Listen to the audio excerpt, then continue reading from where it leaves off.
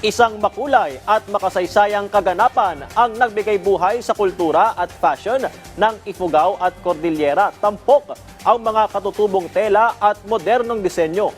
Dito, binigyang pansin ang mga local designers, artisans at ang kagandahan ng kanilang mga likha. Ang detalye sa ulat ni Floyd Brenz.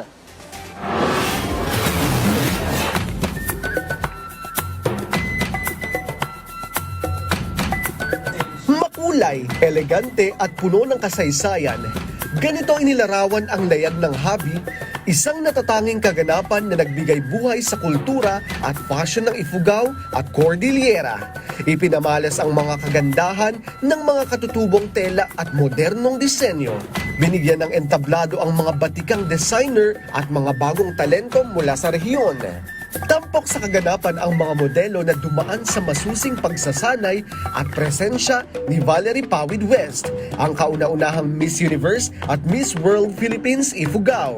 Ang Inner Twin Arts and Fashion Fair, isang 3 araw na prelude, ay nagdala ng sining, musika at kultura sa Lagawe Public Park, habang ipinakita ang mga lokal na crafts at talento. Ayon kay Genesis Gonzalez, producer at founder ng Layag ng Habi, ang layunin ng kaganapan ay hindi lamang ipagdiwang ang ganda ng Cordilleran textiles, kundi pati na rin itaguyod ang mga lokal na craft at suportahan ang mga bagong henerasyon ng designer at artisan mula sa rehiyon.